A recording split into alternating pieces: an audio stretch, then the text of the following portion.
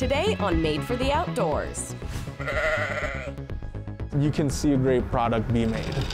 This is a little knot, so you just kind of clip it. These things are going really, really fast.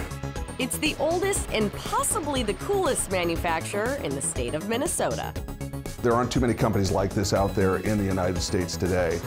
Faribault Mill's story is woven in time. People are passionate about outdoor equipment. Get this, Americans spend $30 billion a year on gear. But no one ever really sees how their stuff gets made. That's where we come in. Made for the Outdoors. Made for the Outdoors is presented by Warner's Dock.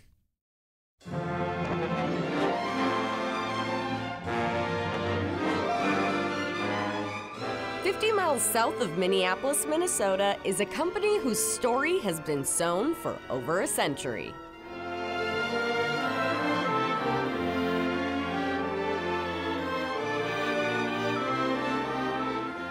We make blankets. We've been making blankets since 1865. We're the longest standing manufacturer in the state of Minnesota. Faribault Mill has been perfecting their craft for over 150 years. To put that into perspective, when they started making blankets, Abraham Lincoln was still alive. Interestingly enough, we started making blankets for the military during World War I. We continued that tradition during World War II. We still make blankets to the U.S. Army and the Navy, and we're really proud of that patriotic duty we have as a company. Over the past few decades, Faribault Mill has expanded their product line. But we're heading into the mill to make one of their classics. Faribault Mill has been crafting wool products for over 150 years, and today we get to see how their famous Frontier blanket is made for the outdoors. Over the years, the mill itself has evolved, but there's one thing that's remained constant. It all starts with raw wool. Before we get weaving, we need to talk about wool. It turns out this sheep product is what they call a miracle fiber. Our durable, biodegradable, and moisture-wicking raw wool is received in heads to dyeing.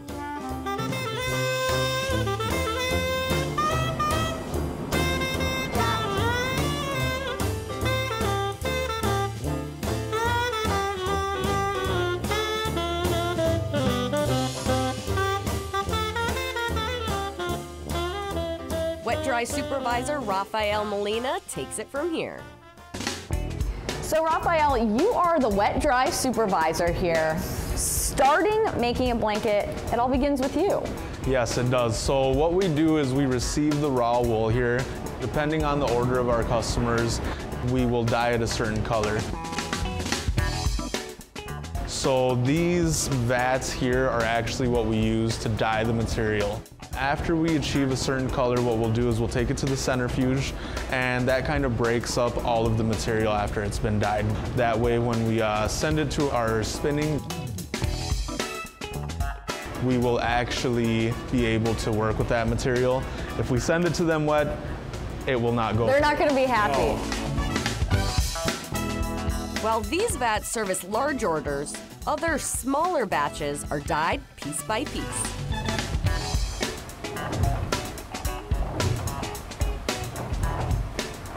So this is piece dyeing, and do you know that smell when you're dyeing Easter eggs, kind of that vinegary smell? That's what it smells like right now. But have no fear, that scent will be long gone by the time we're done.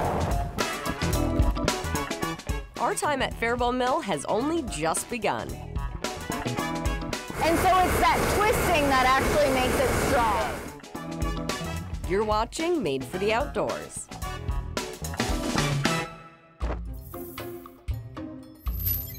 Made for the Outdoors is brought to you by Warner's Dock, Aquarius Home Services, Ice Castle Fish House and RV, Flow Trailers, and by Keystone Light. Keystone Light, always smooth. Celebrate responsibly.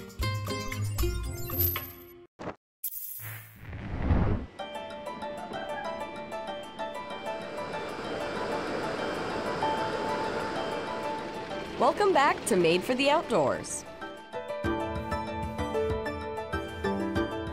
Faribault Mill is Minnesota's longest-standing manufacturing facility. When production began, it was fueled by horsepower, literally. The horse's name was Jenny. We still have the horse collar outside. So we've come a long way from Jenny walking around in a circle to the days of hydropower, which did actually fuel the energy in this mill, to what we're doing today. We're a little more high-tech than having a horse run around a circle than we were back 158 years ago. Like Ross mentioned, the horse has since been retired. But walk into the mill and you'll still feel a sense of the past. It's the perfect combination of preserved history and modern knowledge. It's like a movie set.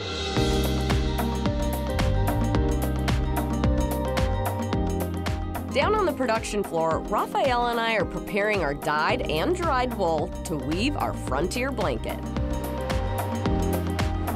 Our final blanket is gonna have a nice blue stripe. So we're gonna throw this into the carding machine and it's gonna come out in strings.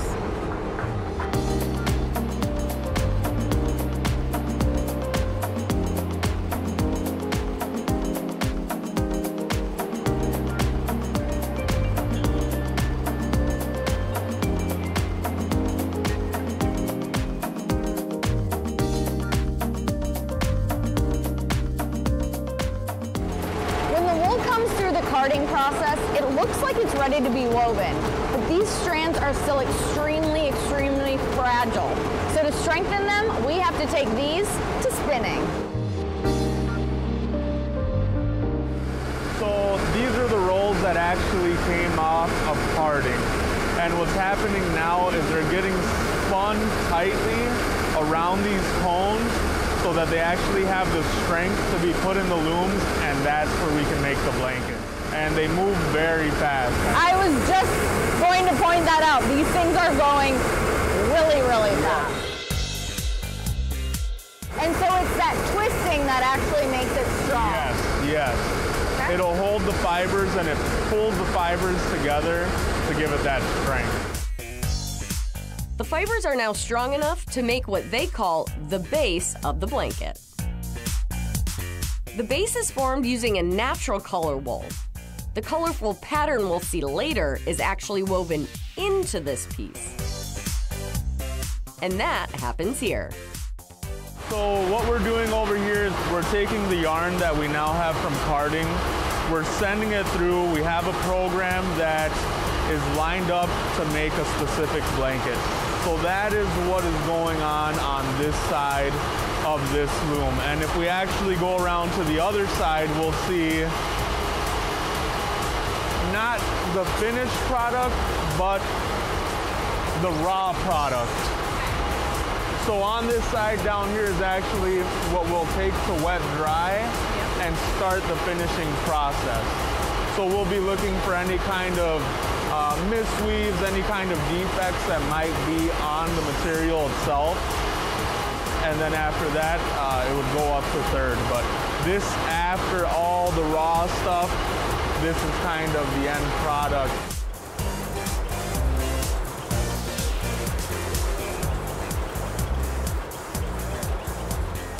I mean, how durable is this machine? I'm looking at it and there are literally so many pieces to this.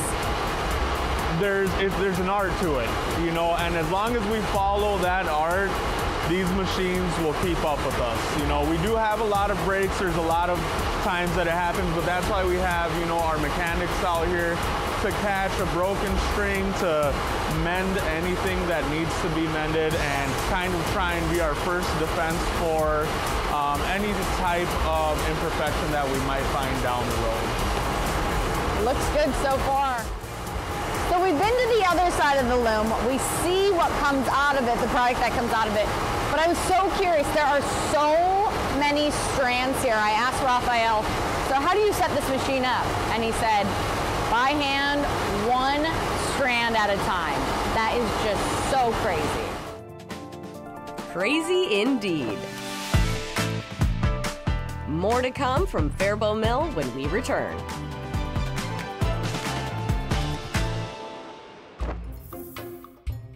Made for the Outdoors is brought to you by Grain Belt Premium Beer, Finishing Trades Institute of the Upper Midwest, and by Guy Metals.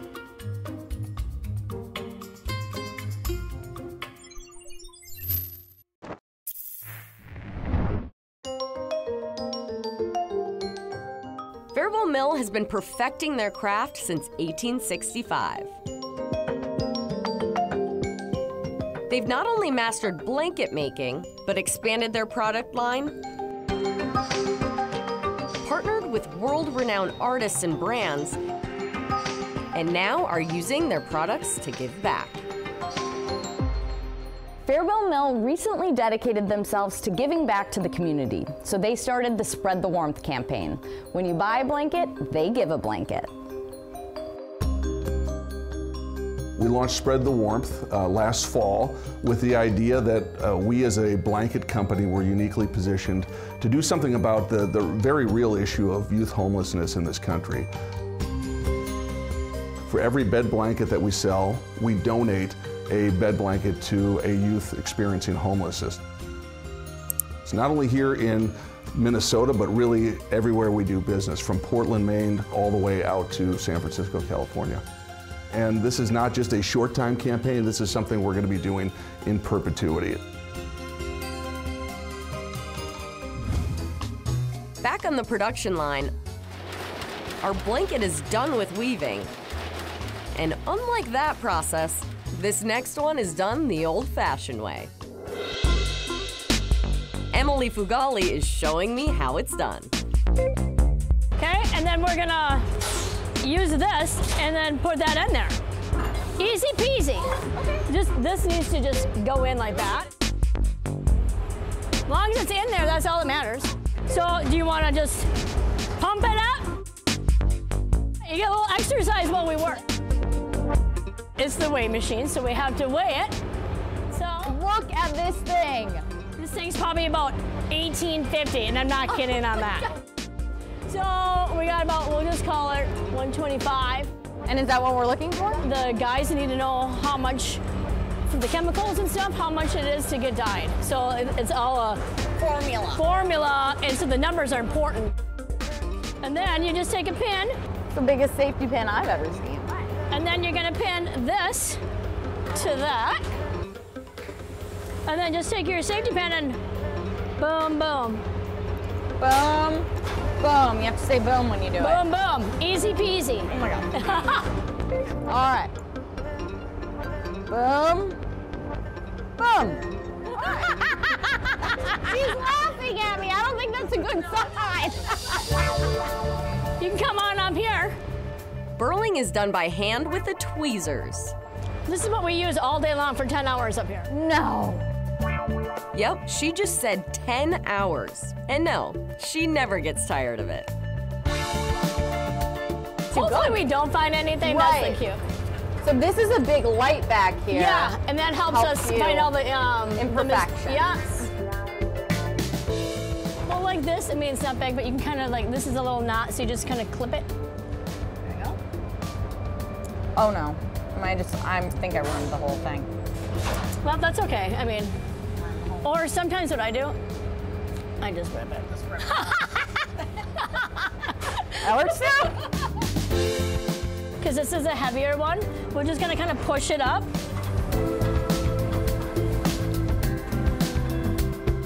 guy too. So this one, we just keep watching it. And sometimes what I'll do is I'll kind of rub my hands as it goes so that I can feel the knots or the, oh, you're stepping on it. Oh! All right, that's it. I've had enough here. Emily finishes the job, and then our blanket is off for another washing.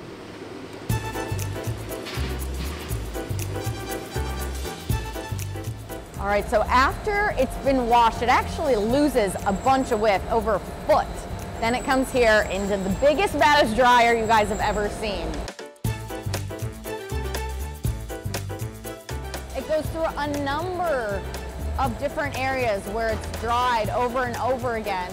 Quickly, serpentines up, comes down, weaves through, pun intended, weaves through this side and comes out our dry washed product.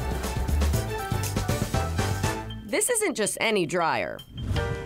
The machine they named Rosie was delivered from Italy and took 3 months to install. Once fully dry, the Frontier blanket heads to napping. Before we get started, now's probably a good time to point out a common theme seen throughout the mill. Faribault Mill has and will always pay homage to the fun-loving farm animal that started it all. Not only does Emily name her sheep, she names her machines as well. This is Nellie the napper. Right? I think they need to feel like they're at one with you. Right. Then you'll have a better communication with it, so they'll work smooth for you. You won't be like, so you need to sew the seams up. The guys will always have them sewed, but I give it a little extra stitch. This is like a dog brush, so it kind of brushes the material and it puts like the air into it, so it does make it cozy. All right, here we go. Oh yeah, there's a big difference. And then you gotta, sometimes I go like this to that, and you can feel how it's thicker, a little bit thicker. And there you go, that's napping. That was easy. Soft, breathable, cozy, our Frontier blanket is ready for its final step. We finish the job when we get back on Made for the Outdoors. Made for the Outdoors is brought to you by Warner's Dock and by Guy Metals.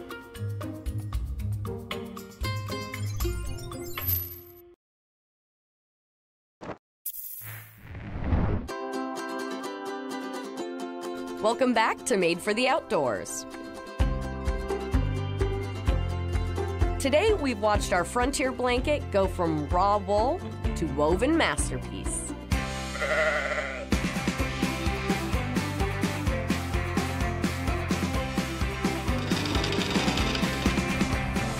Now it's ready for hands-on finishing touches.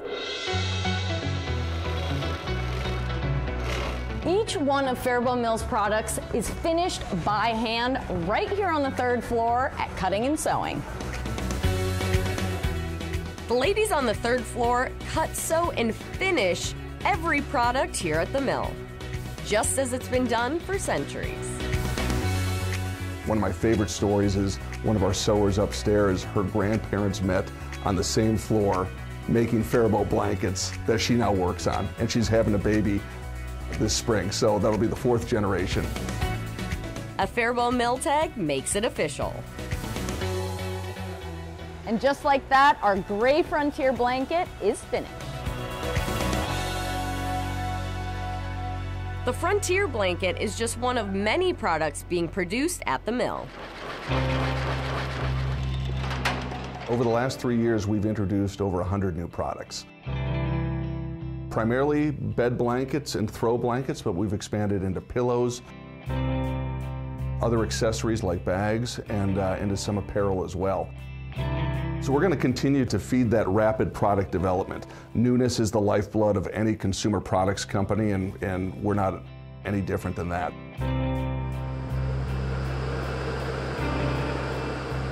We're on a bit of a roll right now, and we're excited about introducing this brand to not only folks here in Minnesota who've never heard of us, but to folks around the country who are being introduced to us for the first time. They've been doing it for 160 years. With a heritage like this, why not make it another 100?